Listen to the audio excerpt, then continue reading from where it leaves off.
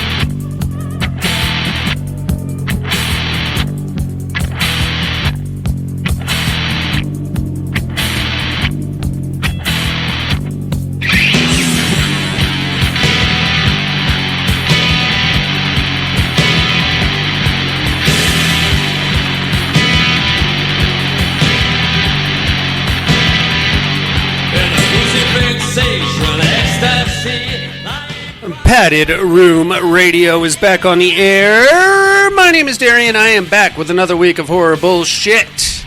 You know you missed me. I missed you. I think I missed you more than you missed me, because I don't have a lot else going on. That's a lie, but I do miss you anyway, because I'm just a lonely person. My main man Dusty's in the house. What's up, Big Dust? I am, and I didn't miss you, because I saw you all weekend. You did, man. It was a birthday weekend for the Birthday D-Man. weekend for the D-Man. Oh, shit. What are you, 37? Yes, both. All right. both of those. I'll take either one. I don't care. It's both. We don't even need to get into that. All right. Yeah, man. Had a birthday weekend. Did some cool shit. What did we do? We went to Brazilian Steakhouse. Which was phenomenal. Great. Woke up in the middle of the night with the meat sweats. I got rid of it as soon as you guys left. Not Did you? Out the top, but oh boy, howdy. Oh, dude. The number of dumps I took Yes. the following day. And I had to be up and at the Sports Dome very quickly for coaching and such. Yeah. Oh. Yeah, it's like, I think I gotta try get this out of me. Exercise the demons before I go to bed. Yeah, that was hard. That was hard action. Oh, so fun. good though. So good. So good. So good. Yeah. I only go there probably once a year. Probably about once a year. Me too. It's expensive, bro. It is, but it's just they just keep bringing and bringing and bringing the meat. Yeah, the guys And- with the swords. Yeah, and I always fuck up because I'll go to the salad bar thing, Dude. try to be a good, healthy person and get some I had salad. a plan going in there, and I did the same thing. I'm like, I don't need to go to the salad bar. No. Why would I do that? And then I go and I start looking at the salad bar, and they got Damn, that looks good. fucking scampi. It's not. I mean, they have Yeah, some other salad, shit, but they yeah. got all kinds of other Noodles and shit. Oh my god! Yeah, it's the bait. Yeah. It's the bait to take up some of your stomach real estate. Oh, yeah. It's their ploy. Yeah. Right. So you're not eating the expensive meat. Oh, totally. The Red Queen's got it fucking dialed. She's like, I told you not to go to the salad bar. Yeah. And I was like, well, it looked good, honey. Yeah, of course it told does. you not to go to the Smells salad bar. good. Yeah, of course. Next time we will have a thimble full of water before, and possibly 2 croutons before we go in. Yep. And we will not eat. Eat all day. No. We're going to put a hurt. Get our money's worth. Exactly right. Well, they did kick us out. I mean, we're the last fuckers in there. Oh yeah, we were hanging hard. So we were trying. Right on, man. It was a good birthday. I had a good time. I'm glad you enjoyed yourself. I had a great time as well. Good. Did a little bar hopping afterwards. Yep. It's still Escape room too. That was a kick-ass escape room. We did a Nazi. It was supposed to be a Nazi zombie escape room. More just Nazis. Yeah. Well, we heard the zombie sounds, but not. We did. Not. There were some allusions to zombies, Yes, exactly. but not really anything like that. That was pretty kick-ass. So that's probably the funnest one we've done in a while. And by the way, we were the guinea pigs. That was cool too. The Red Queen knows the owners, so she got us in as like test subjects for this new experience they're working on.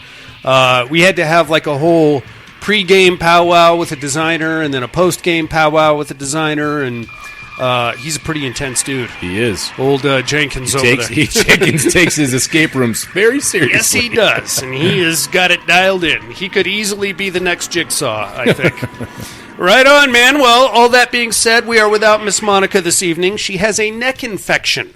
Ooh. Not sure how that occurs. I hope it was pornographic in nature, but she has a neck infection. Let's all wish her the best. Did she get a neck infection from a throat injection? I hope so. That sounds like some rap lyrics right there. Oh, the parole officers up to those shenanigans. Let's go! Let's all wish her the best. Hopefully she's back next week. If not, then we'll just keep on trucking. In the meantime, we got the regular horror show to get to here, Dust. We got horror news, listener mail, all the fun things.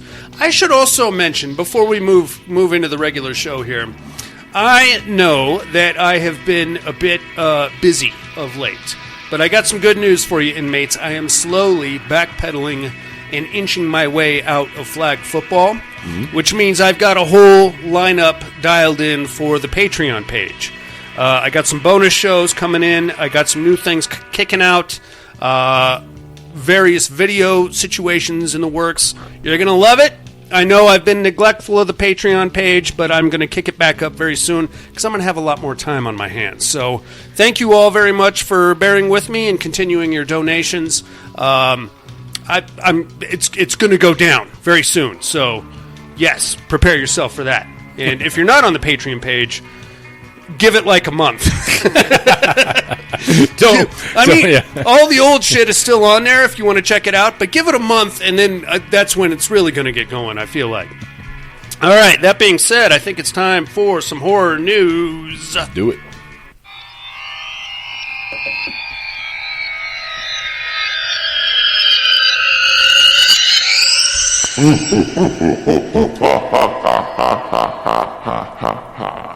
Horror news. Take it away, Big Dust. All right, so Amazon has ordered an 8-episode first season of a RoboCop TV show. You are correct, sir. That could be pretty cool. So here's what I want from a RoboCop TV show. I want it to be the same dingy, gnarly, bloody, dystopian tits, future. A lot of cocaine usage. Yeah. Yep. You probably can't get the dad from the '70s show, but if you could, bitches leave. Yeah. Right? Yep.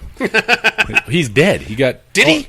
Yeah. Oh, Clarence. Yeah. Clarence got killed. not the guy, not the actor. The character. Yeah, the character. Well, I know, but you could do like a backstory with Clarence Boddicker. But he'd be old. My favorite line from that movie: "Can you fly, puppy?" Right before he throws the guy out of the armored car.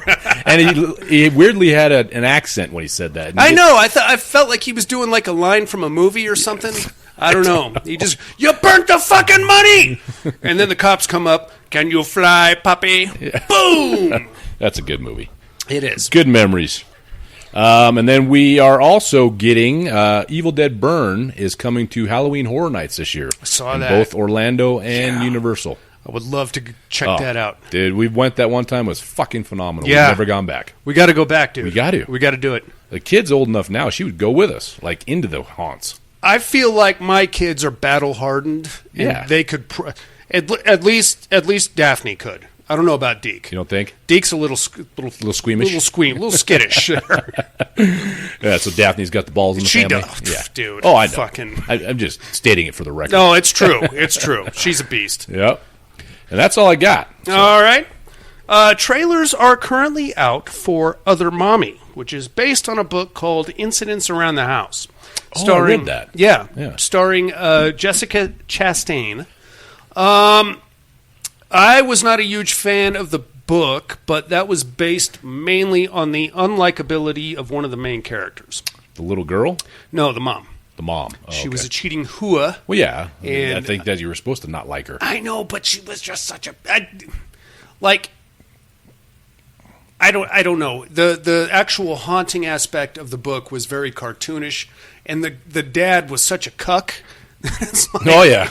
What are you doing, bro? Yeah. What are you doing? I don't know. I saw the trailer. It looked interesting. I think they're going to try to play up the horror aspect of it and downplay the family drama yeah. is what I'm hoping.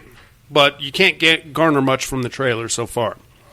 Here's something I'm interested in. The original Texas Chainsaw Massacre is being reimagined as a hand-drawn animation by Dark Sky Films. I saw that, too. Now, I know what you're thinking. You think, oh, just what we need, fucking cartoon Texas Chainsaw. Okay, now just calm the hell down. It's been done before. It has. I actually, on the shelf over here, have something called Night of the Living Dead Reanimation. Okay. And it is interesting. It's basically they peeled the audio off the movie. They laid it over various different types of animation. Okay. So different and artists and stuff got involved. Some of it's a little silly, too, because like at one point it goes into claymation, and you see like these black and white zombies, and then it goes into like a weird sketch kind of animation, and then it goes into like... Anime. Anime for a few minutes, and then it goes into like a weird South Park style animation. Yeah. It kind of just jumps around to these different styles. It's interesting. I'd be interested to at least check it out, if nothing else. What else we got here? Scary Movie Extended Cut has hit digital today. Now, The original Scary Movie or the new one? Believe this is the original. Okay. And it's an extended cut, so... Did we need that? More cock and ball weed humor, I'm sure. Good for you if you're into that. Lastly, Dusty, have you ever seen a movie called The Lady in White? Sounds familiar, but I can't pinpoint it. Talk to me about it. Okay, so you have early 80s is when the movie was made. It was actually set, I believe, in the 60s. Basically, as part of a Halloween prank, a young man gets locked in the coat closet of his school over Halloween weekend. Okay. And the whole weekend. The whole weekend. He's fine, but in that weekend, he experiences a visitation from a ghostial lady in white. Mm-hmm. Stars Luke Goss, and that kind of leads him into like a murder mystery type of a situation. Okay. It's a good show. It's more of a kid's horror type of a thing. Not bad. It is getting the 4K treatment by Vinegar Syndrome. All right. I would recommend that for younger viewers round about Halloween time. It's got some scares and some, I would call it more of a murder mystery with a ghost. Okay. But it starts off with this poor kid getting shoved into a coat closet by some bullies, and his parents never came to fucking no. Check on him? There was a whole search party, but nobody thought to look in the school, the coat closet. And none of the school. fucking dickhead bullies cop to it? No, because they didn't want to get in trouble, of yeah, course. All right. And mind you, this is supposed to take place in the 60s. So. The bullies were just part of life. They were fun. Yeah, Back then they were fun, There was no, what do you call it, shaming of bully activities. It was just a part of youth, right? I enjoyed my bullies. I had bullies. I thought they were all right. I was a large lad. I was a little too scrawny. I did not get bullied, but I was not either a bully. So good man, Dusty. Good man. That's all we got on the horror news. I did have one little tidbit. Oh, okay. There was about bullying? No, not about bullying. Okay. There was a Spirit Halloween sighting this Monday. Already. Love it. I don't know if it was open yet, but I went to the Target in where I buy where I work, and there was a Spirit sign up already. They had the banner up? Yeah, they had the banner up. The front looked like it was ready to rock and roll. Awesome. And, so getting close, buddy. Yeah. So apropos of nothing, but as we mentioned, one of this last weekend was my birthday. Yep. One of the kids on my son's football team that I coach brought me a birthday present. Mm-hmm. Jason Voorhees coffee mug. Kick ass. Yeah, complete with little machete handle. That's fucking cool. Hold. Yeah. I got to check that out. Very cool. Right on. How about some listener mail then, Hot Dog? All right.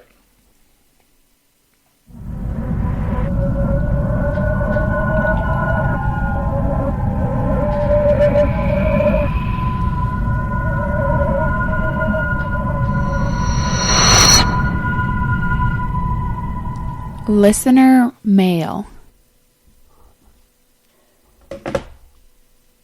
All right, let's kick it off with an email all the way from Sydney, Australia.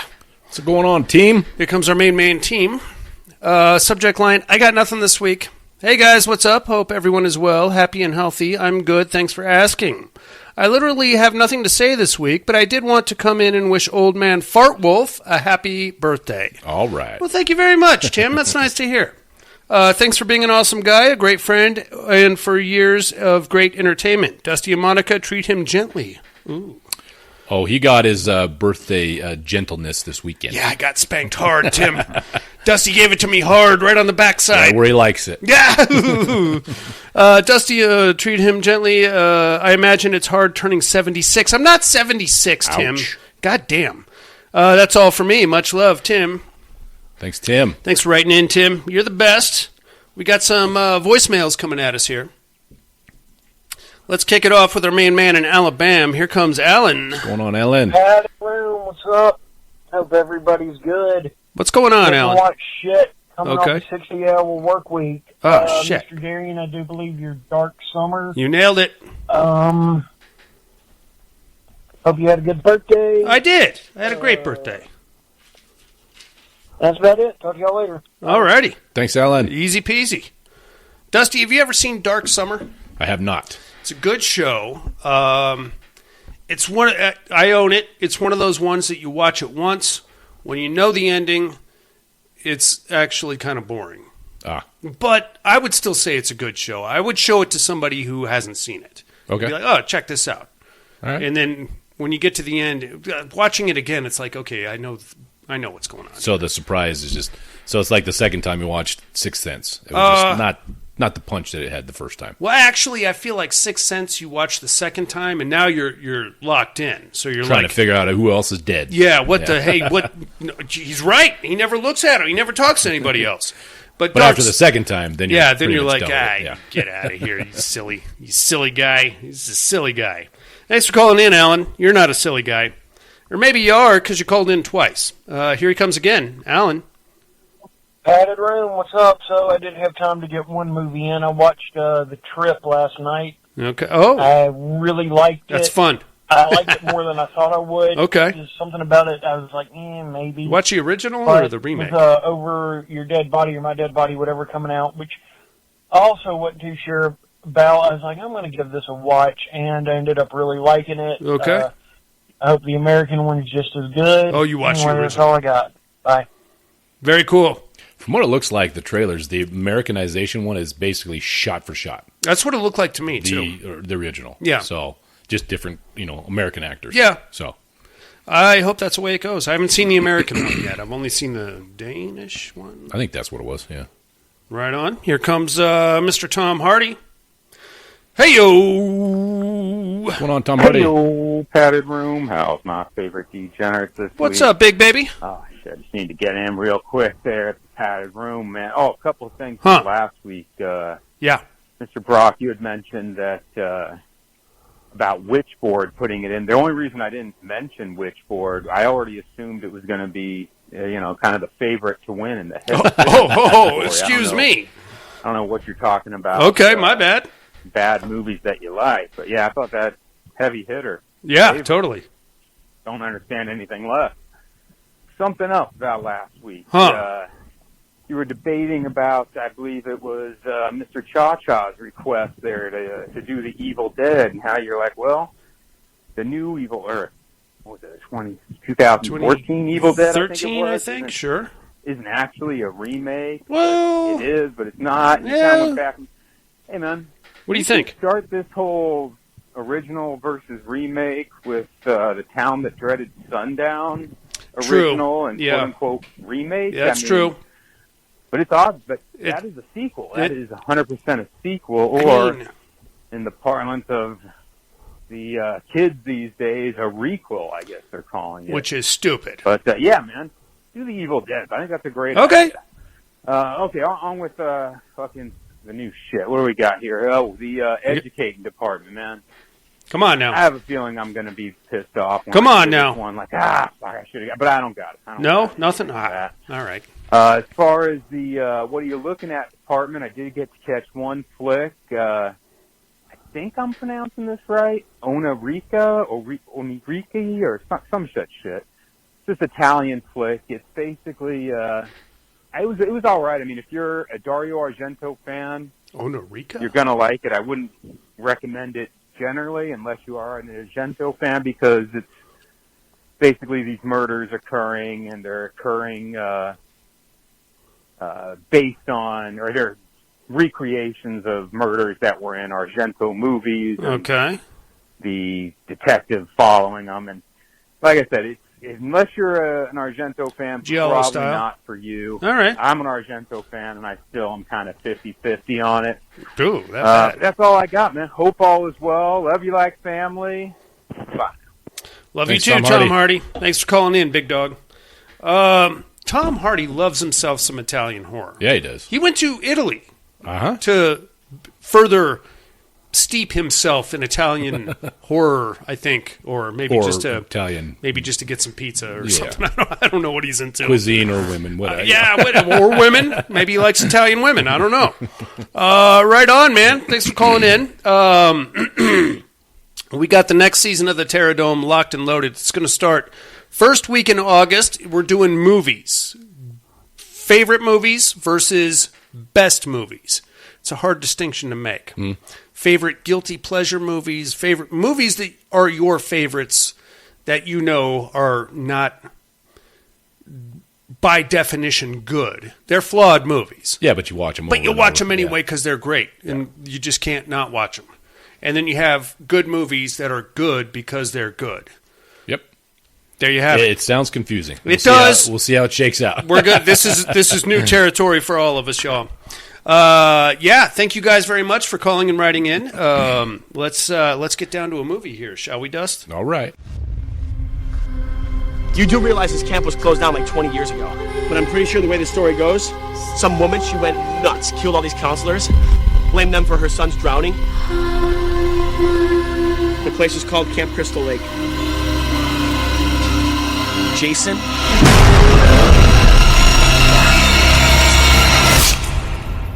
He came back. My sister, she came camping up around here with some friends. She's gone missing. She ain't missing. She's dead. People go missing around here. They're gone for good.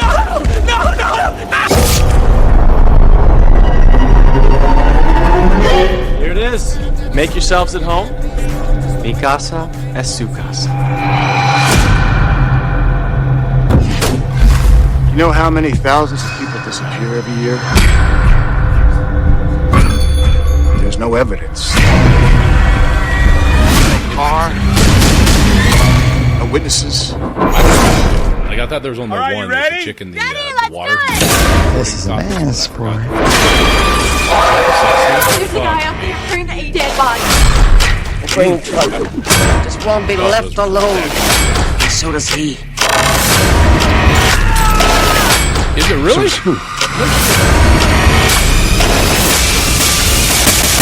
I did not get that. Richie, stop fucking around. No one lives.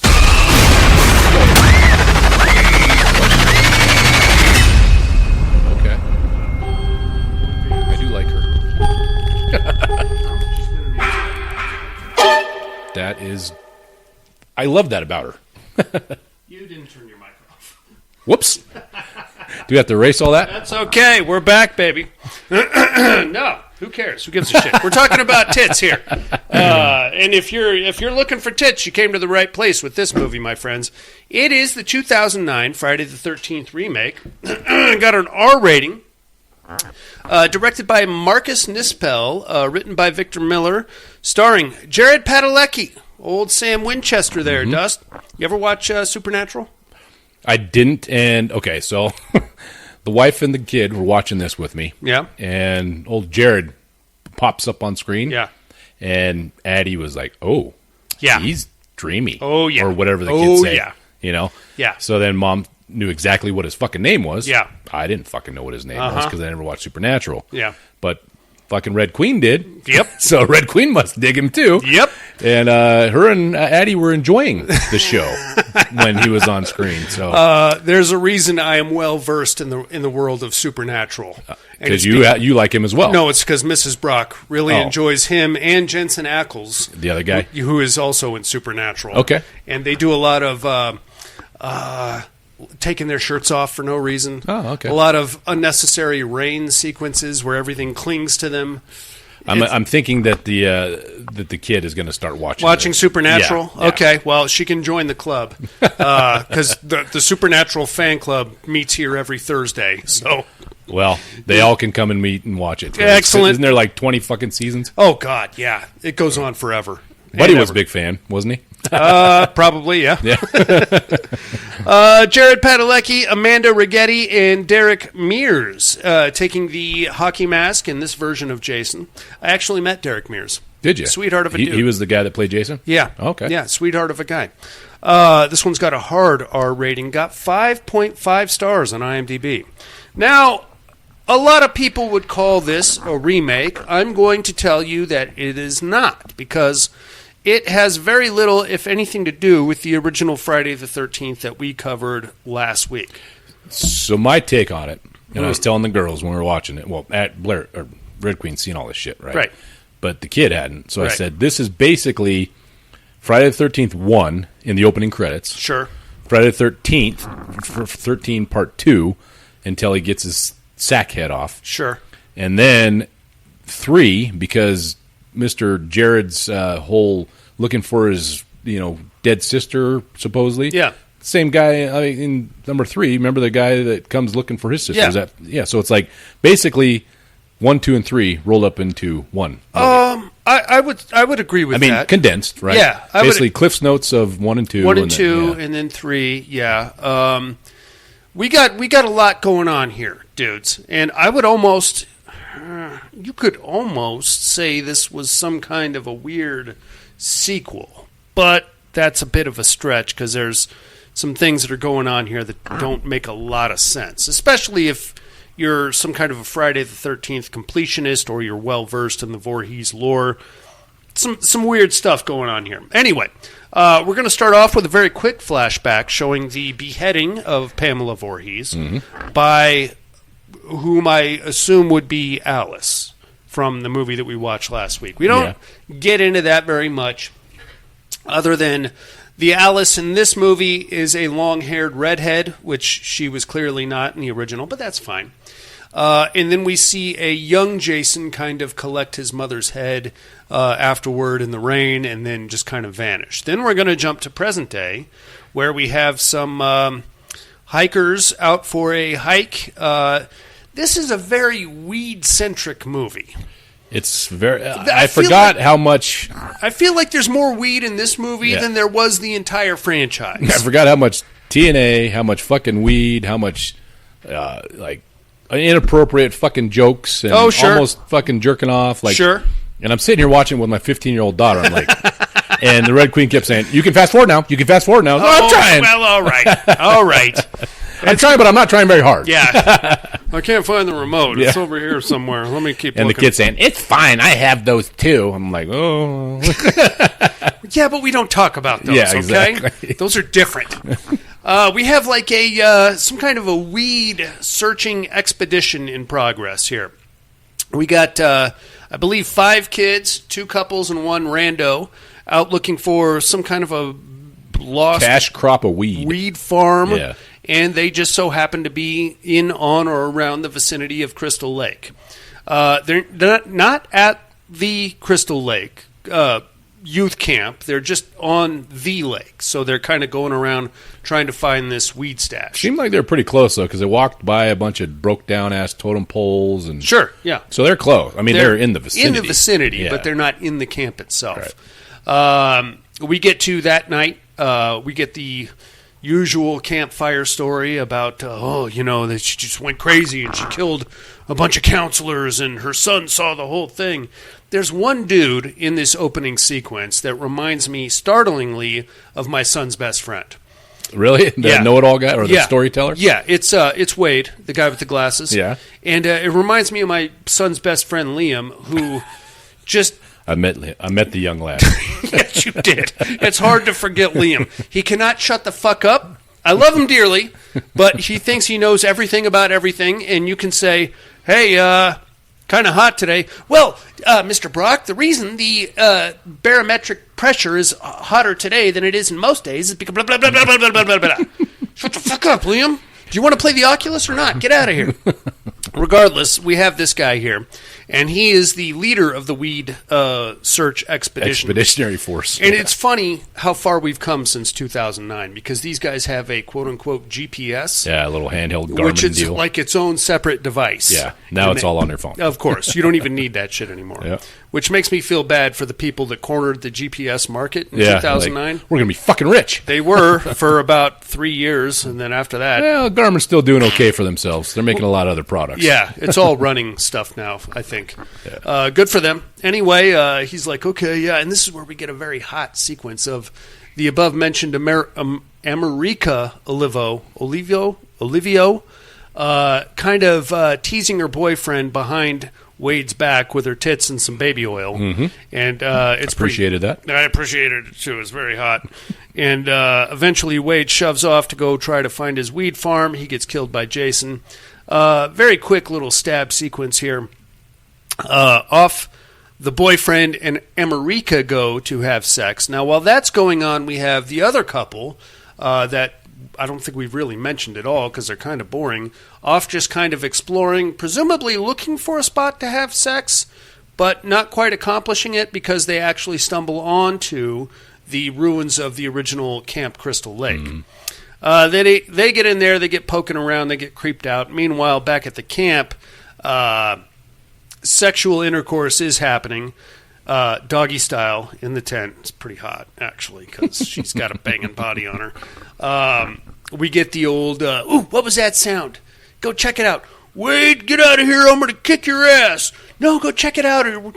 Wade, I got a boner. Get out of here. And then eventually the boyfriend goes out to check it out. He gets caught in a bear trap or a fox trap of some kind. He goes down, and America Olivio gets strung up in her sleeping bag by Jason, by the way, and kind of spit roasted above the campfire. She basically gets burned alive and cooked inside the sleeping bag. That was cool. That was pretty dope. I like that. Some good kills. I like the bear trap aspect. And one thing I was noticing, we probably talk about it, but telling the kid, I said, this is the only Friday the 13th when Jason is fast. Jason. He runs. He runs. He actually runs. He's on a mission. He's on he's dialed in missile. Yeah. Killing machine. Well, now how do you feel about that, Dust? Because I feel like that's kind of his jam. I know, but it's just like, he's still very fucking sneaky, right? He shows up behind people all the time. And yeah, but now we know why and how. You know what I mean? Because we're going to get into that here in a second, but I kind of like the old supernatural kind of, I'm just this creature of darkness and death, and I just do whatever the fuck I want, and you could just do that because you're a big, you got a, what? I kind of like that mysterious supernatural aspect, but it all kind of gets like leveled out and explained here in this movie, but that's fine. Anyway, America and her magnificent breasts are spit roasted. Now we're going to cut back to the other couple sniffing around Camp Crystal Lake. They get cornered by Jason. We see the boyfriend get killed with a machete. About that time is when he got sucked down. Jason grabbed him and pulled him down through the floor. Yeah, which is pretty cool, too. Yeah, it was cool. Very Undertaker-style situation. We don't really see what happens to that young lady, but we'll get more into that in a second. She got away, remember? She did. She came running back to the tents. Yeah. And what's his name was still in the bear trap. Yeah. Yeah. And so she's trying to get him out, and then he looks up, and Jason's on the fucking move, and machete right between the fucking eyes. Face, man. Yeah. And then supposedly, and then it's basically he comes after her in the same fashion, and then he takes a swing, and then cut to Friday the 13th. Yeah. Yes, cut to our opening credits. So that was our opening sequence. Yeah. I got to tell you, we're off to a good start. Yeah. As far as I'm concerned. We already checked a lot of the boxes. Oh, yeah. Blood, boobs, butchery. Yeah. Good. Kind we're of in for a good ride. Yeah. So we don't really, I mean, we know who it is. It's clearly Jason, but we didn't get a good look at him just yet. He's Sackhead Jason at the moment. Did we see the Sackhead? Yes. And it's kind of weird because I don't know that it is a Sackhead. Oh, it is. He's think so? One eye cut out. Well, as we get further into the present day story, which happens about 6 weeks later, I think it looks more like he wrapped his head. Oh, yeah. I mean, it's not as loose. You're right. He did take care to be able to see out of that one fucking hole. Yeah, yeah. So it's not as loose Sackhead, right? Yeah. Like you can actually see out of it. I guess it doesn't really matter, but I don't know. I think it looks better kind of like tight. Yeah, I think this one looks better. Than the original Sackhead. The Yes. original Sackhead was still pretty cool, but it had like a vague kind of KKK clan? I was going to say Dark Knight of the Scarecrow, but if you want to be a fucking racist about it, then go right ahead. Oh, I just... Well, not that we are racist. No, not that's just all. what it looked like. Anyway, so now we cut to 6 weeks later. We've got the party crew in the house. They're chugging down the road, and it's I think we have 2, 4, 6, 7 kids in a Escalade, and they're off to a cabin in the woods to party the weekend away. Like a big, nice house in the woods. It's a full on. It's an Airbnb. Badass. It's badass, totally. We got a rich kid. His dad owns. He's a cock. Cunt. He's a cock or a cunt. Either way you want to go with it. His dad owns this palatial cabin in the woods here at Crystal Lake. And then we have the girl he's trying to bang. So that was Trent, is the rich kid. We have Jenna, the girl he's trying to bang. We have Dolan. We have a token black guy. I don't think he. I don't remember his name. I don't think they he called even had the little one. Asian guy Chewy. Chewy was the Asian guy. He was my favorite character in this whole movie. We have another hot blonde. We have 2 more hot blondes, and that's it. So we kind of have 2. We have 2 couples, or sort of couples. Another rando chick, and then the token black guy, and then the Asian guy. Off they go. They get to a general store, very cabin feverish, I was going to say. And they go in there, and they're like, hey, we got to get some beer. I'm going to get some condoms because I'm going to bang everybody. It's going to be great, bro. They get in there. They're waiting in line to check out, and this is where we meet Sam Winchester, Jared Padalecki. He is there also, and he's trying to get the shop owner to put up some missing persons posters for his sister that's gone missing. And this is where we realize that the redhead from the original sequence, the one that we thought may or may not have gotten killed in that opener, is his sister, and he's trying to find her. He's got a very Sam Winchester vibe to him. He's on a motorcycle. He's got like the canvas backpack. He's like, hey, man, I'm trying to find my sister. She was last seen here. And, of course, the rich cocksucker is like, hey, you going to get out of the line or what, you fucker? And he's like, hey, I'm just trying to find my sister, bro. And he's like, well, just get out of here. I'm trying to get some beer and get laid. And that was such a douche. Totally. He's like, all right, sorry. I'll just, can I put these up on the window? And the shopkeeper's like, you got to call the manager. And he's like, okay, can I call the manager? And then the rich kid shows up and he's like, get to buy these beers and get to bang some chicks. And eventually, they kind of get into a little bit of a screaming match here, but not too bad. Jenna, whom I think we were supposed to buy as the survivor girl, is like, oh, that's really sad. And then eventually, we find out later his name is Clay, gets on his motorcycle and leaves, but not before putting one of the missing persons posters on the back of the Escalade as kind of like a fuck you. So that's great. Off they go. Clay is off to check out various other neighborhoods around that part of the lake to see if anybody else has seen anything. Our party crew is headed to the cabin. It's a huge cabin, bro. Hot tub. Multi-levels, has like a work shed that is probably bigger than my house, with all kinds of cool stuff, sporting goods and tools and everything. They get there, they start unloading stuff.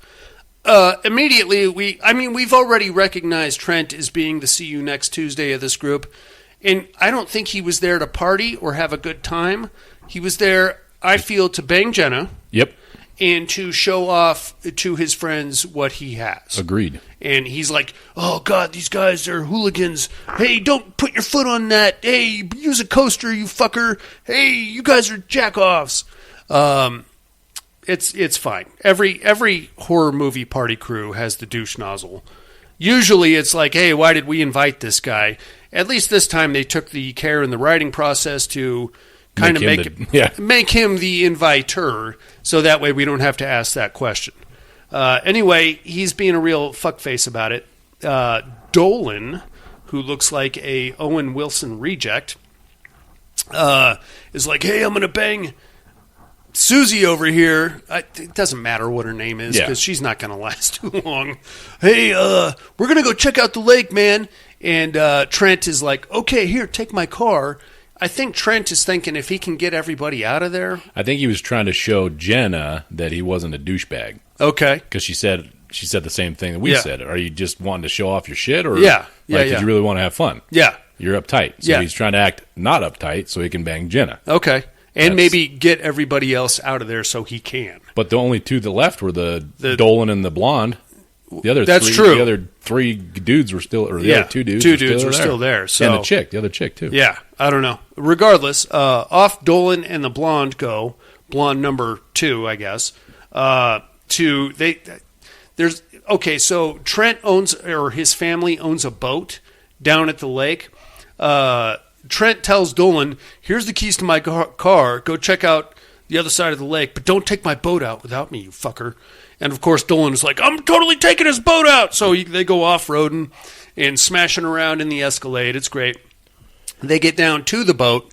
The top comes right off the blonde. Mm-hmm. She's got another nice set on her. Yep. She is doing a little nude, what is that, boogie boarding? Or wakeboarding. Wakeboarding is what it is. She's actually pretty good on that. Okay, so it's the same fucking thing I said, and the Red Queen looked at me like I had a fucking booger coming out of my nose. She's like, "You fucking moron, that's a fucking stunt woman." I'm like, "No way." She got up. So you're telling me they paid a stunt woman to fucking take her tits out and ride a wakeboard? Yeah. And she's all, "Yeah." I'm like, you're telling me they just couldn't hire an actress that actually has wakeboarded before? Very possible. So I was chastised for being a moron whilst watching this because I said the same fucking thing you did. I'm just saying. She had some skills on the wakeboard, and she looked pretty good doing it. But are you sure you didn't have a booger coming out of your nose? I could have. That's a common occurrence. Hey, when you get to be our age, they just kind of hang sometimes. Shit just falls out of you. It's true. It's true, man. I hate it. All right, so anyway, off they go. They're wakeboarding around, spinning, doing backflips, having a great time. Cut back to the party house. We're playing beer pong, and we have a tradition where if you lose, you have to shoot the boot and drink beer out of your own shoe, or the winner's shoe, I think. I think that's what it was, yeah. Trent's a bitch ass, so he won't do it, even though he lost. That sucks, but fuck him anyway. We've already established that he's a bit of a cock. In the meantime, while all that's going on, we're going to cut to the other side of the lake, and we're going to catch up with our main man, Clay, who's still trying to figure out what happened to his sister. He goes to the first house. It's, I would say, a little rundown. He knocks on the door. Old lady comes out, says, "She ain't missing, she dead. And y'all should just leave her alone, and him too." And he's like, "Him who?" And she's like, "I got to go." And then she closes the door and walks off. So they know what's going on around They here. got a pretty good idea. The townies know. Yeah. And this would, I feel like, kind of fit into the A24 synopsis a little bit. That'd be cool. But I don't know. I don't know which way they're going with it. He goes to the next house. We got a this right, fucking guy. A right rube. He's running a wood chipper. Whoa, boy! Hey, you damn near put the start button on a kick-ass machine. Ass whooping machine. Okay, there, fella. He is a rube, and he is fucked up, and I guess he's just loading wood into this wood chipper, and everything's going great. But then Clay shows up. He's like, "Hey, have you seen my sister?" He's like, "No, but I'd like to." All right, you're going to get punched in the face. And he's like, "All right, well, thanks, fucker." And he's like, "Hey, you want to buy some weed? I got some weed." And he's like, "No, I'm good." "Oh, come on, man, I got the best weed." And he's like, "No, I'm good." And then he takes off. We're jumping a little around here, but shortly after Clay leaves is when our old pal Jason shows up at the Rube's house, kills him. I think doesn't. In the struggle, the Rube pulls his sack head off and gets ripped. And we get a little bit of a snapshot of Jason's face here. Mm-hmm. I don't know. Jason never was an attractive kid. But here's the thing. If I'm not mistaken, we saw him in the flashback appearing to be a normal-looking kid, did we not? We saw him from behind. Yeah, but he had like a full head of hair. Yeah. He wasn't that lumpy... Mongoloid. Toxic Avenger-looking thing that he usually was. So, am I to believe then that... We still had hair in this one, too. I know, but it was like patchy and mangy. What happens when we get old, brother? I mean, not to me. I have a goddamn. magnificent head of hair, but you know. Ooh, mine's going fast, but goddamn, if that's where I'm headed, I'm going to shave it off right now. Fuck. Regardless, I don't know, man. We're back in Chunk from or not Chunk. What's his name? Sloth from Goonies territory, but I don't understand. Like, at least in the originals, it was explained. He was a troubled lad. He didn't get it. We saw him as a young man in this movie. So, did he spend the rest of his time in a toxic waste dump, or? I think he was mongoloidish when he was a kid. We just grew didn't show as it. I think he just saw him from behind. I don't know. I don't know what's going on, but anyway, we see him. He's very much Toxic Avenger territory. This is where the mask comes off, or the wrap, or the sack, or whatever it is, and there he finds the hockey mask that we know and love. Puts it on, kills the Rube. How did he kill the Rube? Just slashed his throat with his machete. Killed him, yeah. And off we go. Okay, great. Now we're going to cut back to Clay, who's still on the hunt for his sister. Unfortunately, he happens upon the house where the party is happening. Now, we already have bad blood between Clay and Trent. And this part is kind of silly. On everybody's part, if you ask me. Yeah. He rolls up, he's like, hey, it's you fucking guys. Well, what's her name? Jenna answers the door. Jenna answers the door. And she's giving him the, God damn, I want to see your fucking naked chest lies. And he's like, I want to come in for a drink? She wants to do a swan dive right onto his penis. It's Jared Padalecki, man. He's got it, whatever it is.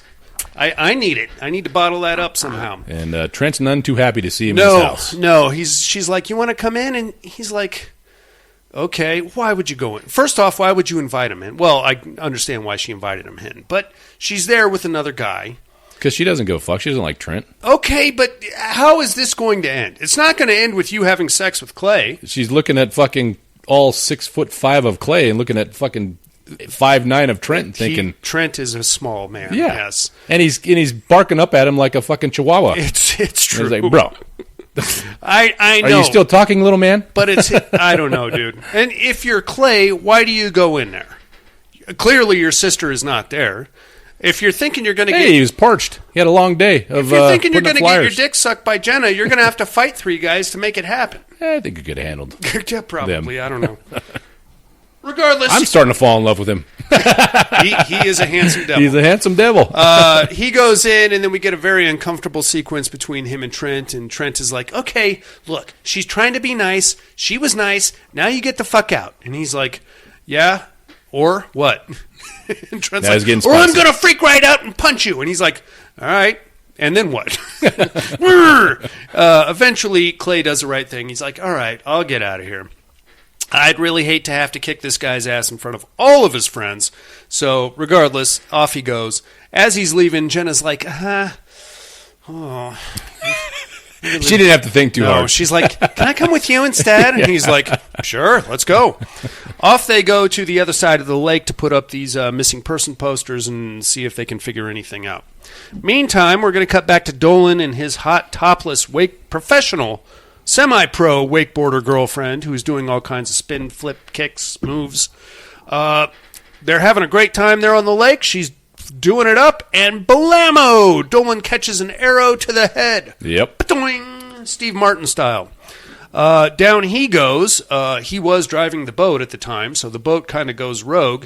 She comes off the wakeboard, and somehow the boat comes around and smacks her in the head. Doesn't kill her, but does knock her a little loopy. And that's when she spots Jason, and we get to see him in his full hockey mask regalia standing on the pier. She's like, oh shit, I'm fucked. She swims under the pier thinking she's going to hide from him, and then machete through the planks. Boom! Right to the head. That was rad. That was pretty cool. And then he lifts her up, and you get to see her boobs one last more time. Yep. And then he releases... God bless Michael Bay. Hey. Did you know that he was the producer on this thing? Yeah. That's crazy. It kind of makes sense when you look at the aesthetic of it. Yeah. It's very Transformers-esque, like the lighting and the things. Shall I say, Michael Bay knows how to choose actresses for his films. He's got an eye for talent, yeah. as they say. Okay. So there's 2 of our 7 partiers down right off the bat. Very cool. Now we're going to cut back to the party. We have the shoot the boot and all that stuff going on. Now we're going to cut right back over to Clay and Jenna, who have found the ruins of the original Camp Crystal Lake. They're like, oh, wow, what's going on here? Why don't we check out these cabins real quick? Sure. So they get in there. They get snooping and pooping around. They find a weird shrine situation. A lot of they get into one cabin. It's like, oh shit, somebody has clearly been here recently, and it looks like they live here. There's like candles set up and like a sleeping arrangement and stuff like that. Little creepy. Now the sun has set, and off they go.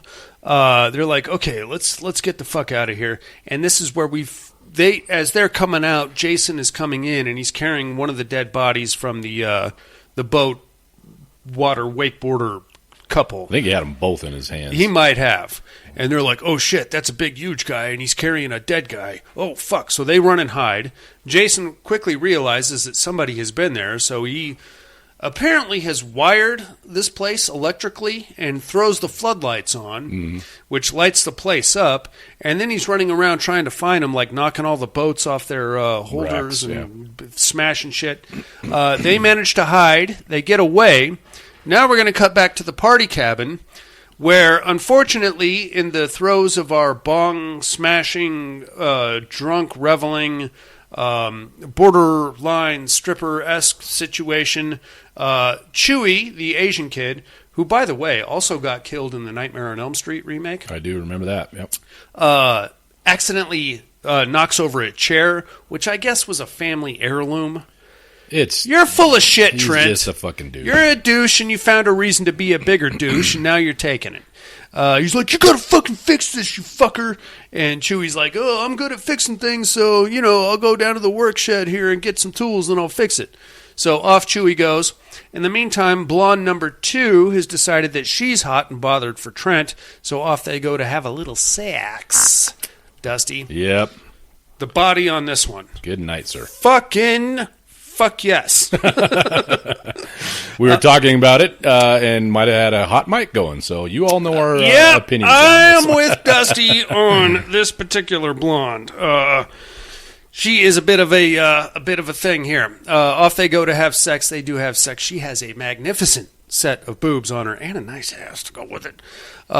It's great.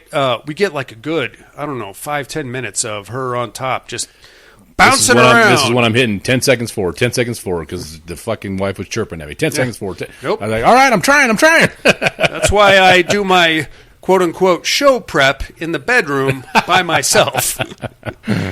Don't bother Daddy right now. He's busy.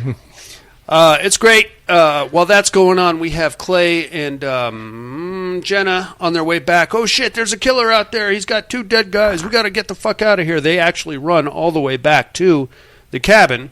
While that's going on, we have Chewie down in the work shed, who is just having himself a dandy of a time, experimenting with various types of sporting goods that he finds.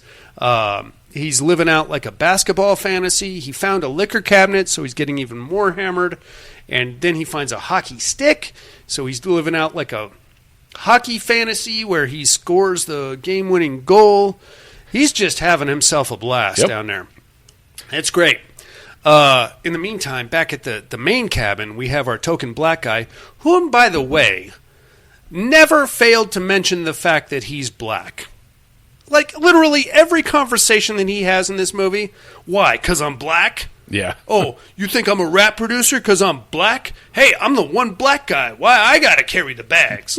Okay, fucker, we get it. You're black. We noticed. Just chill it out there, fucking guy. He's on the verge of having himself a solo adventure. Yes, he is. With a and I'm glad I didn't have to explain that. Okay, good for you. But he, I guess this is before the smartphone or high-speed internet access, so he goes for like a...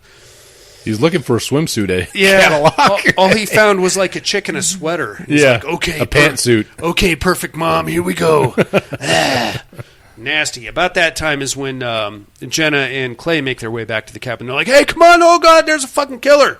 And they make their way in mid-coitus for Trenton and the really hot chick, they're still having sex. Jenna comes in. She's like, Trent, you got to get out of here. Come on. And he's like, hey, I'm fucking busy. You had your chance. And she's riding him. She's like, oh, yeah, Jenna, you had your chance.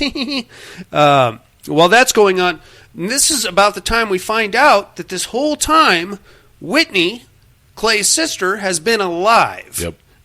She's been, like, taken hostage. Now, this is where one of the biggest problems for this movie is. Jason doesn't take hostages. You know, I was thinking about that, and when she was perusing the cabin that he supposedly has been living in, she picked up that pendant, and her boyfriend says, hey, you kind of look like her. Yes. As far as Pamela Voorhees, I'm assuming, you know. And so she's like, no, I don't. So I'm wondering if Jason thought she looked like his mom, and that's the only reason why she is still alive. See, I thought she looked more like the camp counselor that killed his mom, because they both had red hair, didn't they? Well, the opening sequence is in black and white. True. I think we could tell, but I mean, I don't know. That was the only. That's the only connection I could have made of why he took her hostage. But at the same time, he had the severed head on the shrine, so I don't know. That's probably one of the biggest problems I have with this movie.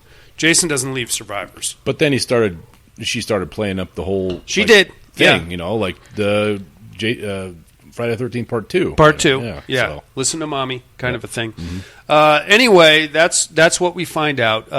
In all of this going on, Whitney actually gets loose. And we also find out that Jason has like this whole subterranean tunnel system with like pulleys and generators and fucking very camping equipment. This Jason. Oh, yeah. He was stealing kerosene, apparently, from the Rube guy to keep this whole fucking shit running. So he's kind of like a doomsday prepper, I guess, in a weird way. But he has like Frank Castle-esque like gun cages and like chain pulley things. I don't know what those were for. I don't know. He's been down there for 20 years. He's been down there for a minute, and he's got himself a pretty cozy spot with all the creature comforts, I guess. Regardless, Whitney is out, and she's running around. No, she didn't get out yet. Yeah, she did. No. Yeah, because she almost makes it to the bedroom window while they're having sex. Jason grabs her at the last second. Not when I saw. Yeah? I might have looked at, I watched a different version, but she didn't get loose from her chains until, what's his name? Jacob, whatever, and Clay and Jenna get down there. No. So she gets out the first time. Jason catches her right before she's about to bang on the window while they're having sex. I saw a completely different cut. Did you? Okay, so I'm looking at the killer cut right here. Okay, so I just grabbed it off of Amazon, whichever one they had on Amazon. She never got out until Clay goes to... It's kind of pointless because she almost makes it to the bedroom. Jason grabs her at the last second and takes her back. Okay. But he puts her right back in the same spot where she was with the same shackles and everything. So in my cut, she was trying to use a wire to pick the lock on her handcuffs. Yes. Which now she became MacGyver all of a sudden. So she yes, of course. Handcuff lock. Yeah, But she never got out. Like, he basically caught her before she got out. So in this one, in the quote-unquote killer cut, she gets out. She goes hauling ass through the woods. Okay. She makes it almost to the cabin. She gets to a point where she can see through the bedroom window where Trent and the hottie are having sex. She's about to smack on it to like, hey, help me. And Jason pops out at the last second, grabs her, pulls her back down there. I mean, it's kind of pointless, really. Yeah, because we all end up at the same place. She goes right back to the same spot. Yeah. But regardless, that happens. From there, now at this point, Whitney doesn't know that Clay is there, and Clay doesn't know that Whitney is still alive. Yeah. So she's still running around. But we did get that cool little sequence there. From there, finally, fucking Trent and the hottie are finished, so they come out of the bedroom, and Trent is like, what the fuck is this guy doing here, stupid? And they're like, hey, man, there's a fucking killer out there. And this is where the dipshit black guy, you didn't see any of this? Oh, yeah, look at this. He's got like a whole tool chest and a sharpening wheel. Yeah, he's got it. He's the Punisher, man. Yeah, I never He's saw got any of this. He's got a whole thing going on down here. From there, the black guy is like, "Hey, Chewie's still out there. That's my dog." So he grabs like a fire poker and a kitchen wok. Yeah. He's like, "I'm gonna go get it. That's my dog. I'm gonna go get him." In the meantime, Chewie is down in the tool shed. He's pretty much already dead. Jason pops out and kills him with the machete, but he does it in what I thought was a very cool fashion. You didn't see any of this? Nope. And all the flashbacks, like he seems like he's having flashbacks and getting pissed off about his mom and everything. I never saw any of this. Yeah. This looks like a better version. Is this really necessary? You know what I mean? If you guys haven't figured out, we're watching the movie as we're talking. We got the movie on in the background. He's throwing a fit down in the...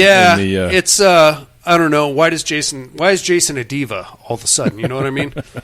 This dressing room is bullshit. Nah. He kills Chewie in the tool shed, but he does it in a very slow, like torturous fashion. Like Chewie's just this little Asian guy. He like grabs him and slowly sticks the knife into his neck and kind of fucks with him while he's doing it. Yep. Poor Chewie. I know, but that's not really Jason. You know what I mean? Not like a he's more Jason's get a job done. Yeah, he's a hunter-killer. He's not a fuck with not you a kind torture of a guy. guy. But regardless. So that's pretty gnarly. Chewie's done. Out comes the black guy to try to save him. He gets about halfway down to the tool shed. Jason pops out and spots him, and the guy's like, "Oh fuck, I don't want none of that." So he takes off running. And Jason, apparently, this Jason is the axe-throwing master. Yes, he is. The marksman, dude, from like, I don't know, probably a good 50 yards, double-handed axe throw. Sick. Bow! Right in the back. Right in the back. Moving target. Yes. And then, like the real predator that this Jason is, he lets the black guy live long enough to scream to try to draw the other kids out. He's pulling a predator on him. He is. And he's screaming and screaming and screaming, and everybody inside the house is going, "We got to help him. We got to help him." And he's like, "No." Clay is the only one that's like, "No, he's trying to draw us out there so he can get us too." In the meantime, Jason's already on the roof of this place, so that's pretty gnarly. Inside, everybody is freaking right out. The hot blonde with the tits is having like a manic episode where she's like, "Just shut him up! Just shut him up!" Eventually, Jason kills the black guy by flipping him over and stepping on him. That was awesome. Driving the axe bit like all the way through. Yeah. And then this is where we find out that Trent actually has a gun. So he goes upstairs and gets the gun. Which he does not know how to fucking shoot. Jason's already inside the cabin, by the way. The young lady is like in the bathroom taking a minute. Jason pops out, grabs her, chokes her to like near unconsciousness, but then kind of just holds her up against the door. Trent on the other side of the door hears the thump, has his gun, and just unloads on the door and kills the hot blonde. That's not what happened in the one I watched either. No? No, so he stuck her on a fucking rack of antlers like Black Christmas style. Okay. Yeah. So he stuck her on a rack of antlers on the back of the side of the door. Okay. And then left her there. And so she was hanging on the back of the door. Oh. So then Trent, like, basically hears a thump in the bathroom. Yeah. And he's blasting through the door. Yeah. And obviously hitting her. She's already dead. Yeah. But he doesn't know that. And then he opens the door. Sees and her he peeks legs, in, and he's like, "Oh, shit." Yeah, he's like, She's already dead. Yeah. So in the one I saw, she actually was already dead. Trent didn't kill her. Yeah. But he's still being a bitch ass and saying that, he thinks he killed her by shooting through the door, but he's fucking, I'm out of here, Okay. So yeah, that was different too. In the killer cut, Jason holds her up against the door. She's like half conscious, half unconscious, and she's just kind of like thumping on the door, and then bop, bop, bop, bop, bop. The door, okay. And then he lets her go, and then same thing. He opens the door, sees her legs, and he's like, she's already dead. Whoops. He got her. Collateral damage. Yeah, and then they take off. Oh, okay. From there, so now really we're just down to Clay, Jenna, and Trent, and then we have Whitney, who's chained up back in the fucking. That's where she gets out. Mm-hmm. That chained up back in the weird tunnel system. They all go taking off. They're like, "Oh, let's go around the front door." So they go running out there. A cop has now shown up. He's like, "Hey, is everything okay in here?" Because they did get one 911 call off. The cop is like, "Hey," he goes to the front door. The Jason like spins him and takes a fire poker, I think, and right through the eyeball. Through the eyeball, through the door. Pins him to the door. Yeah. They see the cop car outside, though, so they go running out to the cop car. I think it was Trent gets on the radio. He's like, hey, we got a officer down and can't even go and what's doing. So then obviously there's nobody on the radio, so they just kind of hang there. Out comes Jason. Everybody freaks out, so they all kind of go running in separate directions. Trent goes running into the woods. He trips through a creek, and then there's like a random dead body there. I couldn't tell who it was, though. I didn't see a dead body when he got to the creek. I saw he dropped the gun. Right. And then Jason catches up with him. He makes it to a road. That's right. Random driver pulls up in like a tow truck. Weird truck with like a pike sticking out of the back. Yeah, it was the tow truck that I think the other Rube worked for. The old man that the other. You're still Mr.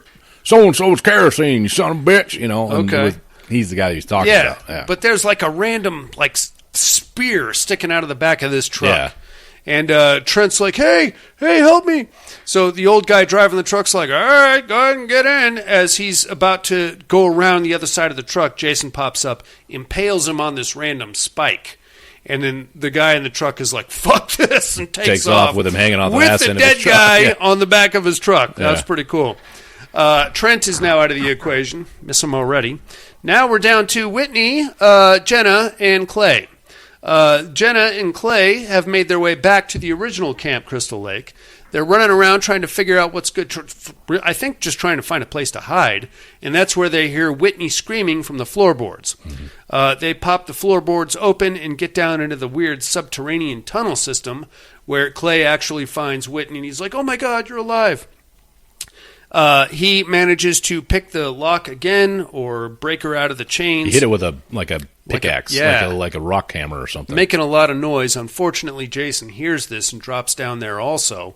And from there, we get a very intense sequence of him walking through the tunnels towards that particular chamber as he's trying to get her loose.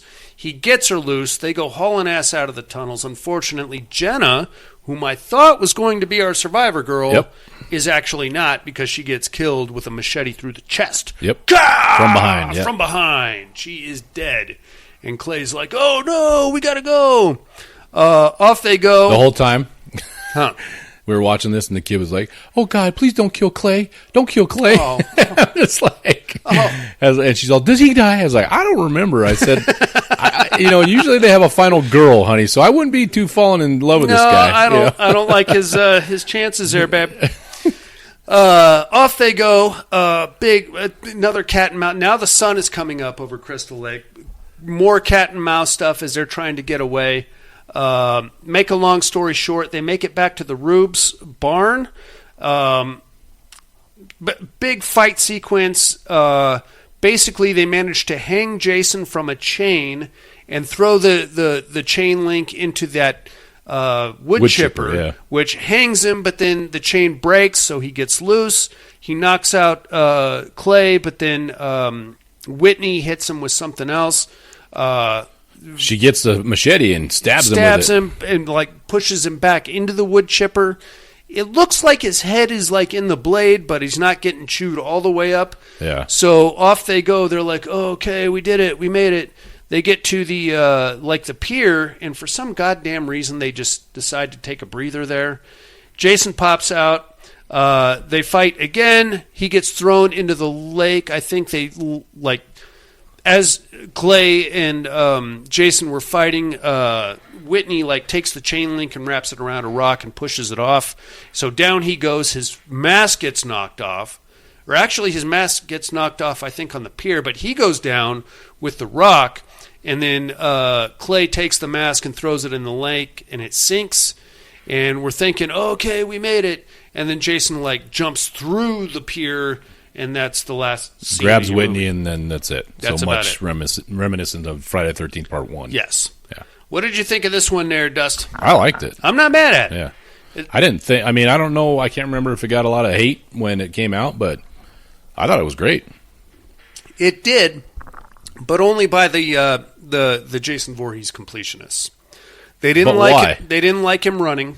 Oh. They didn't like him using a bow and arrow.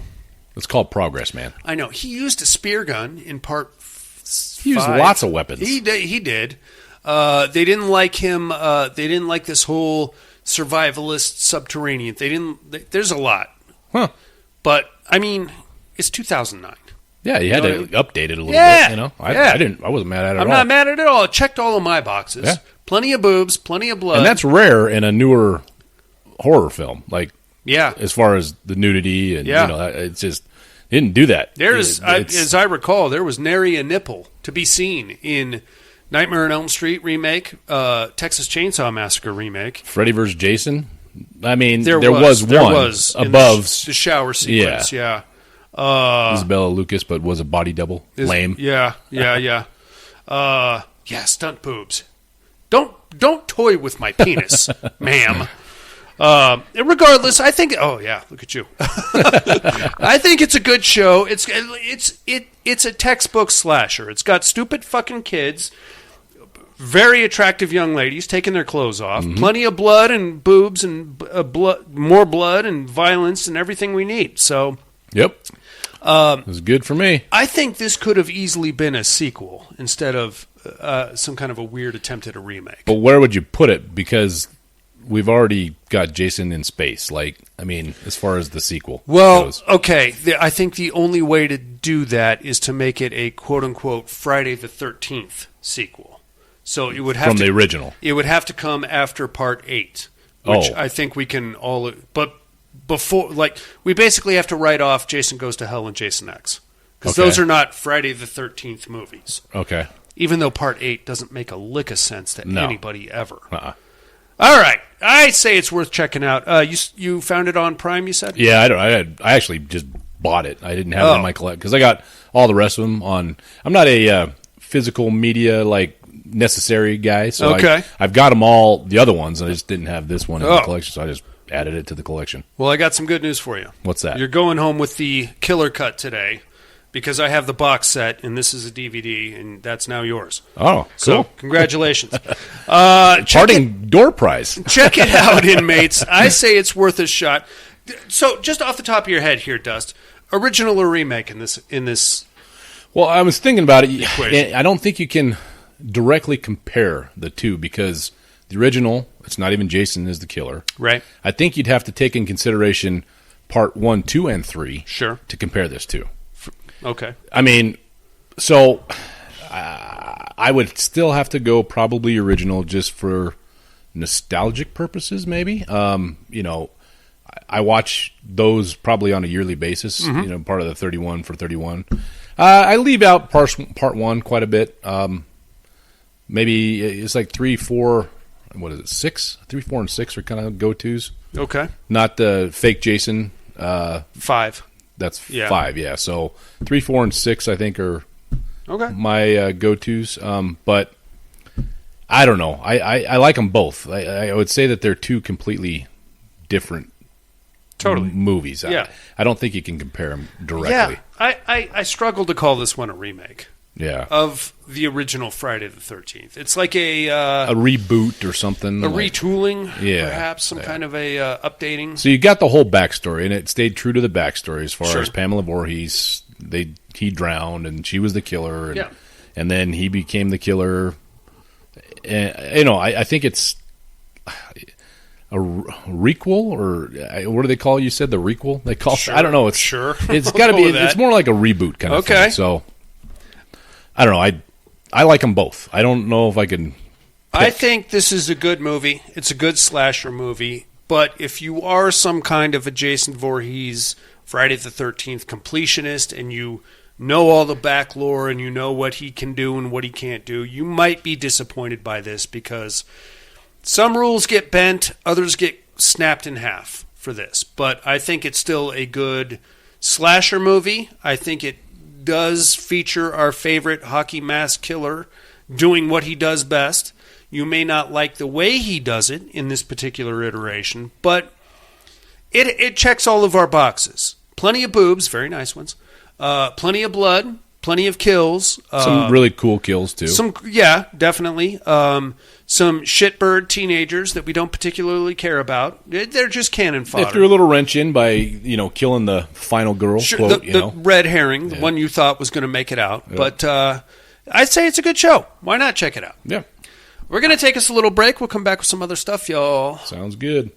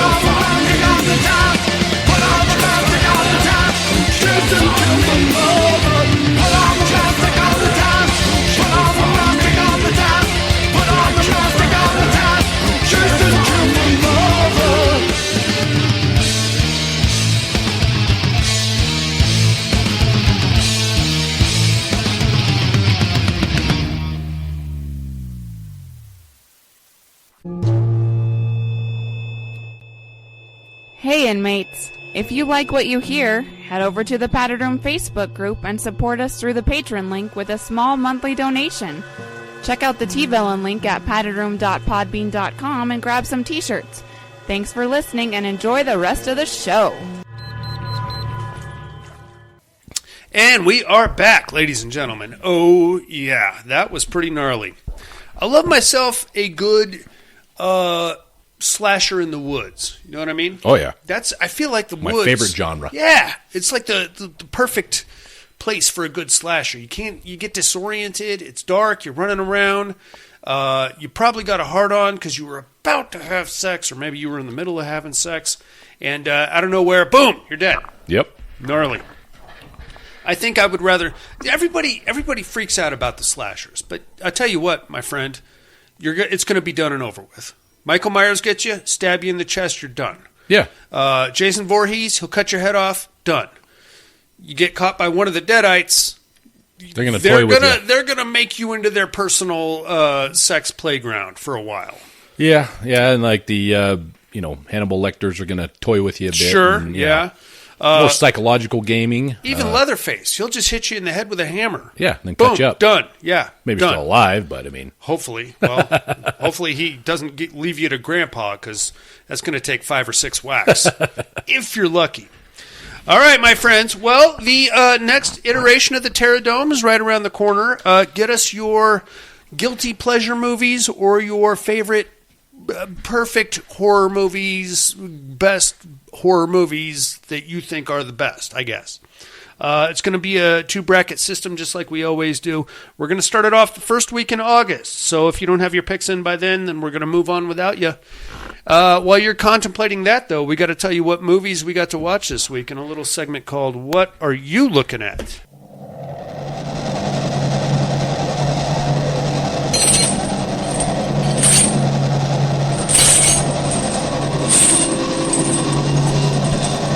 What are you looking at? Hey, how about the complete first season and the follow-up to the Fox Hollow Murders from 2025 and 2026? You told me about this, and I'm very intrigued. It is intriguing. It's so I don't know if you're a true crime aficionado. Oh yeah, like me some true crime. Are you familiar at all with the Fox Hollow Murders? Fox Hollow. Not, but what you told me about it. Okay, so quick snapshot. Bunch of gay dudes went missing in Indianapolis circa 1993 to 1996. So a bunch of human remains were found on this palatial estate in various stages of decomposition. Most of them had been pulverized and burnt. So really all that was left was bone fragments. The owner of the estate had went on to commit suicide. A guy by the name of Herb Baumeister. So the local authorities kind of just wrote this off as a serial killer with gay tendencies and case closed and just forget the whole thing. But the problem was that all the families of these gay dudes that went missing were like, well, where's our son? Where's our husband? Where's our brother? Or so on and so forth. And nobody really cared to look or further explore that, even with DNA testing and everything, until, oddly enough, our hero showed up, a guy by the name of Zach Bagans, who did a paranormal show there at Fox Hollow Farms and contacted, allegedly, the spirits of these dead gay guys, and that kind of started the ball rolling on all this interest in the case, the cold cases connected to it, the remains that were found, which were stuck in the the cold case section there at the University of Indianapolis, basically just sitting in boxes. And then here comes the coroner, who is a bad motherfucker, and a private detective who was hired by some of the families. And these guys just start piece by piece going through the clues and trying to figure it out. And lo and behold, now, okay, the first big question mark is, this is a heavily wooded area. These are adult males. Do you really think this 190-pound guy could carry a full-grown adult dead body out into the woods to smash it up and burn it and stuff like that? So without collusion. That's what we're thinking. And on top of that, as part of the evidence that was overlooked in when the case was closed, we have handcuffs, we have ripcord, we have various restraints that were also found with these remains. So now we have possible more than one person involved. And then we have this very flamboyant gay guy that shows up. It goes without saying that he's a gay guy, but he's very flamboyant, and he shows up as part of the documentary, and he's steering where the conversation goes, and he's kind of manipulating the documentary crew into thinking one thing, and you're like, you're pretty tough looking, and you look like you could lift up a person, and how did you manage to get away when none of these other gay guys did, sir? And it gets very intriguing. I'll just leave it at that. It's definitely worth looking at. I watched that, all 6 episodes plus the follow-up. I watched Backrooms from 2026. Oh, I've been okay. Well, I kind of heard your take on it, but okay, it's interesting. It's I get what they were trying to do there. It's based on the short film made by the guy. Did you ever watch a short film standalone? yes. The short film is interesting and creepy. Basically, guy's trying to make a movie, and then he kind of falls into a sinkhole and ends up in the quote-unquote back rooms, which is, for lack of a better term, just this expansive office space, very well lit, very safe-seeming, because it's just for empty office, yeah. Yeah, all intents and purposes, just a empty office that just goes on and on and on. Cubicles, desks, random furniture. It just doesn't seem to stop, and there doesn't seem to be an exit. That part is very creepy. In the original short film, there is something chasing him around, and in this version, there is also something chasing our protagonist around. I didn't care for I don't want to give too much away, but I didn't care for what it was that was chasing him around, and I really didn't care for the ending. That's my problem as well. I think if they would have left it at how it was ambiguous and more creepy, that you didn't know it was chasing around, I was into it until we saw what it was. I'm like, fuck yourself. And then we find out what it is, and we're like, oh, fuck yourself even harder. Okay. I agree, fuck yourself, but maybe not as hard with the what it is, because that kind of makes sense. What doesn't make sense... I'm glad it made sense to somebody, because I didn't fucking get it. Well, I guess it doesn't make sense, but the movie ends right before somebody's gonna make this make sense. Like, Mark Duplass shows up, and he's like, well, here's where we are, and here's what's going on, and done. Yep. That's it. That's got A24'd. That's it. A24'd, Dusty. I got A24'd again. Yep. I wanted to like this movie.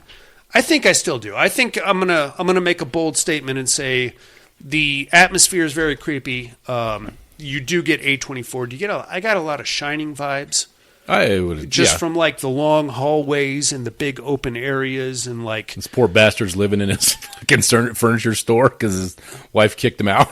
Agreed, because he's an alcoholic. Yeah, which it was warranted, but it was. Go get an apartment, bro. Yeah, well, I mean, if you got a dinette set that's there, he's just sleeping in a bed that's on display in the fucking room and the showroom. Yeah.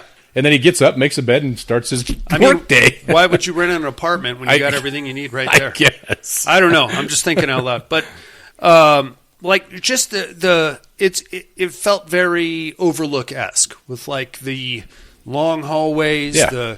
This goes that way, and you can kind of track where they're going a little bit because like he made a left, and then there's that room, and then there's the cardboard cutout, but then he made a right. So okay, we kind of know where he is. But now he's got to get the fuck out of there real quick, but something's coming, and he just goes into a random door. And then when the female gets involved, that's when we officially wad all that up and throw it out the window, because it goes completely nuts from there. Yep, off the rails. It's interesting. I will say check it out. You may be disappointed by the ending, but it's still worth probably looking going to be at. disappointed. No. Unless you're a very highly intellectual person, you can find the...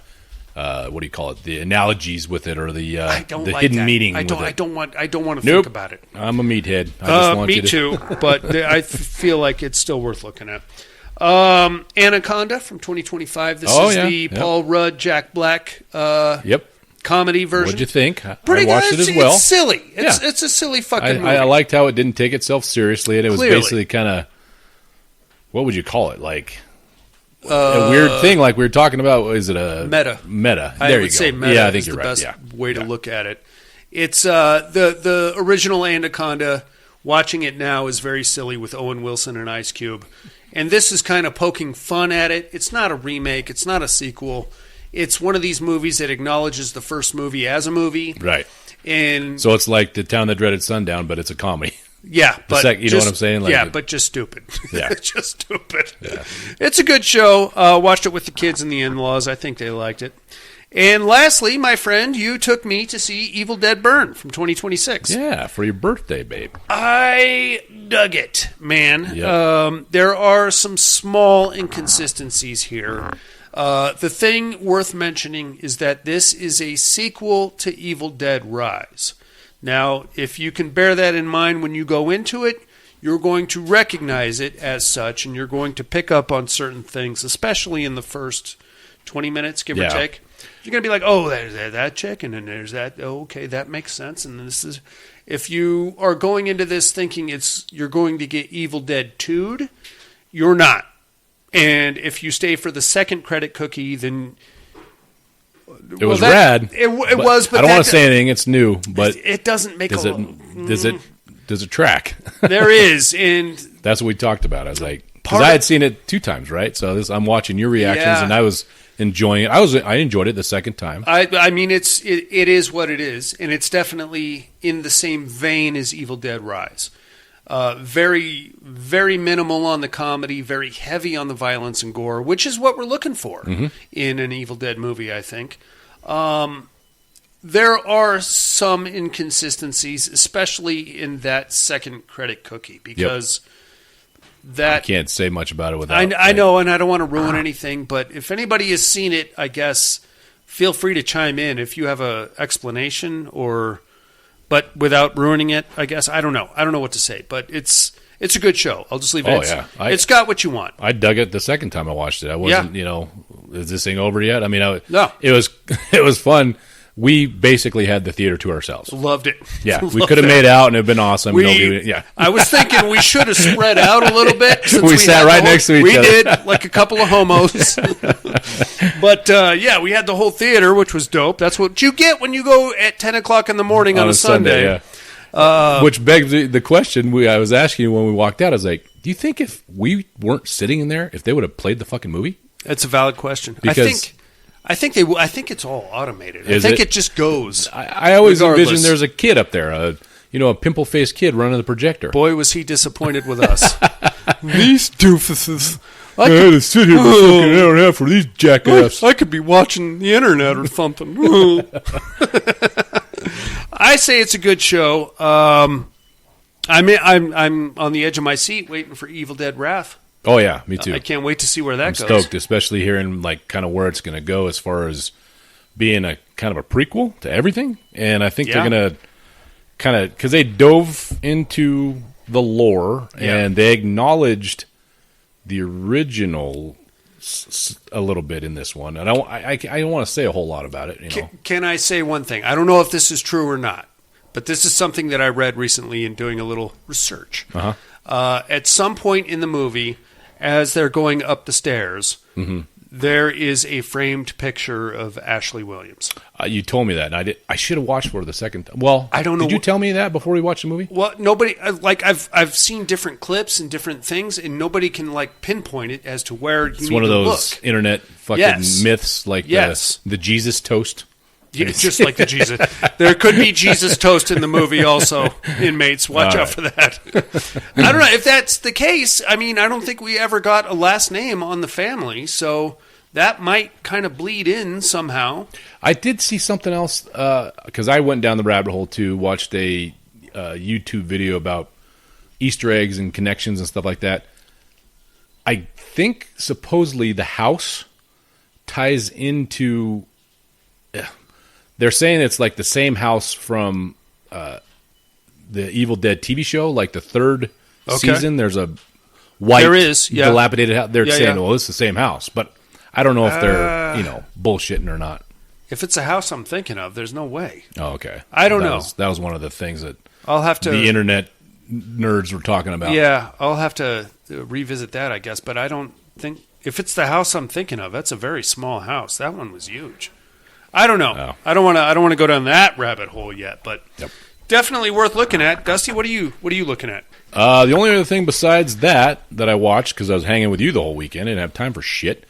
We finished the Widow's Bay. Oh, it was good. Good. I'm hoping they're doing They left a little opening for a second season. Cool. It was good. Cool. Very Lovecrafty. The fog. Yes. Vibe. Yeah, totally. Very like cool. Seaside town. Well, it's a island town, really. A lot of it's funny when it needs to be funny. It's got horror elements, some gore, a lot heavy on. They tell you why it is how it is, but then leave things ambiguous. Yeah. It was good, really Cool. good, Very cool. Mention of the old ones. Oh, Daddy! Yeah, You just said the magic words. it was. You ought to watch it. It's Okay, good. Yeah. I'm into it. I'll eventually get there somehow, some way. Maybe that'll be part of the Patreon situation. All right, well, that's what we're looking at, inmates. I think it's time for some immersion therapy.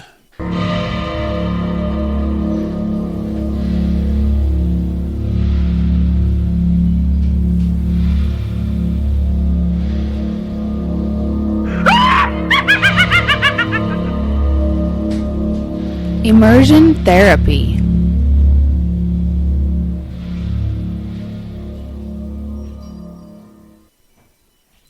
Dusty, I have a terrible confession to make. What's that? I was under the impression that this week's immersion therapy was Night of the Hunted, which I had already seen. Uh-huh. Thus, I did not watch it. Oh, okay. Did you watch Ick?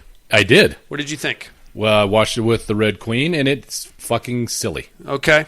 With a name like Ick, I imagine it would be. It's pretty silly. It was decent. Okay.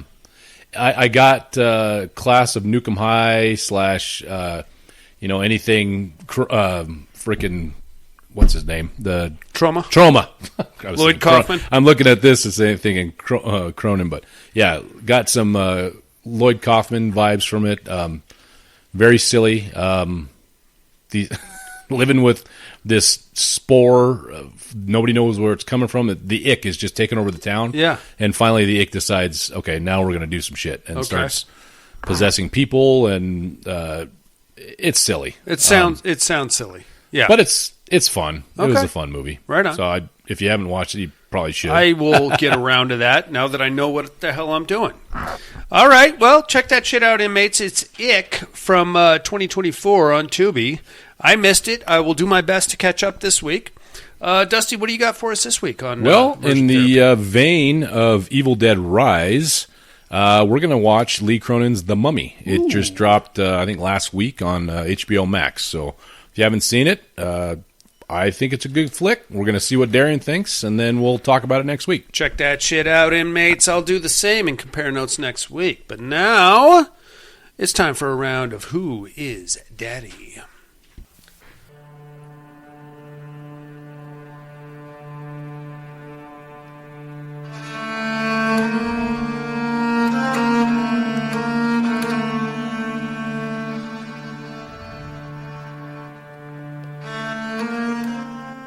Who is Daddy? First, my clues from last week. I am a love-struck teenager, inmates, and I am sad because my betrothed has committed suicide. God damn it, man. Happens to me every time. I fall in love.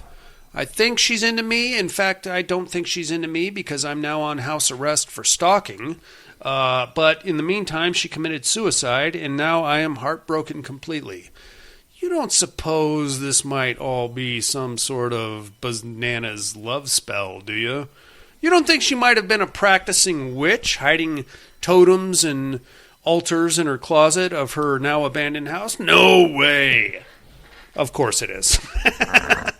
I am, of course, Dark Summer from, I believe, 2019, if I'm not mistaken, 2016, now that I think about it. Great show. What's his name there? Keir Strummer, the guy that did Troll Hunter. Oh, okay. Yeah, good show. Very, very cerebral. And I know I just ruined it for you, but if you watch it, it's it plays like a Fatal Attraction right up until the very end. Okay. Because it's just this kid, he can't leave his house. It's summer, he can't even go to school. He's got an ankle monitor on him. His parents are traveling the world. He's got two friends that come and see him regularly and make sure he's good to go. But he's just stuck in his own head, and he can't stop thinking about this girl that he was madly, truly, and desperately in love with, who's now dead, by the way. And one of his friends is like, dude, what the fucking fuck? She wasn't even that hot. Let me just do a little digging, and slowly we start piecing things together about things that were on her locker and notes that she left and little runes and totems and things like that. What the fuck? Okay. Yeah, you're a witch. Oh. And the last part of the ritual was that you had to kill yourself so that you could come back and possess another girl that would then... Okay. That's as far as I'm going to go, but it's a whole ass thing. Who might I be this week, you ask, inmates? Well, I am not that far removed from last week, oddly enough, because I am a teenage girl who is suffering from broken home-itis, as it is. Dad decided to divorce Mom, and now Mom has to relocate to another town, rural, which I don't care for because I'm a goth girl. And I now resent her for it because fucking shit, she's trying to take me away from my friends and my life and all that. And just how dare she? I'm just going to go to the library and get myself a book on witchcraft and I'll just settle this whole thing once and for all. I really hope I don't fuck up the ritual because if I do, oh boy, am I going to have to deal with a big shitstorm coming my way. Who might I be, you ask? Tune in next week, inmates, and I will drop some knowledge on you. In the meantime, I think that's about going to do it for us. You got anything else, Big Dust? Thanks for listening, and happy birthday again. Oh, thank you very much. Big D. Thank you very much, sir. Join us next week for the original Evil Dead. We're going to knock this one out regardless of whether it is a remake or not. I feel it's remake adjacent, so it could be. We're kind of in that territory this whole year. The phrase remake, we're realizing more as we go, it's very relative because a lot of these movies are remakes in name only, I would say. Yeah. But it's neither here nor there. Join us next week for Evil Dead, inmates. In the meantime, like, comment, subscribe wherever you found this show. Helps our visibility quite a bit. For those of you that have stuck with the Patreon page, I got some big plans and ideas, and I'm going to have some time on my hands to make them all come to life. So you're going to love that shit. Thank you guys very much. For books that don't necessarily need to be made into movies, but are going to be anyway, 4K releases, steel books, and all the physical media you can and can't get your hands on. Hard Rock Zombies, which Dusty has confided that he cannot wait to watch. Boy, is he going to be disappointed. Miss Monica with her neck infection. I hope she's back next week. And the Padded Room Podcast. I'm afraid visiting hours are over.